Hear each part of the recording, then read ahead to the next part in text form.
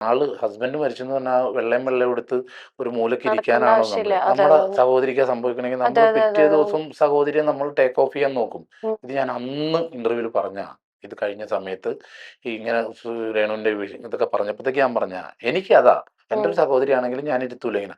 പിന്നെ അവരുടെ തീരുമാനങ്ങളാണ് അവരുടെ ശരി. അതെ. നമുക്ക് നമ്മുടെ ശരി, നമ്മുടെ തീരുമാനങ്ങൾ നമ്മുടെ ശരിയാ. ഉം. പക്ഷെ അത് എല്ലാവർക്കും ശരിയാവണമെന്നില്ല. അതെ അതെ അതെ അതെ.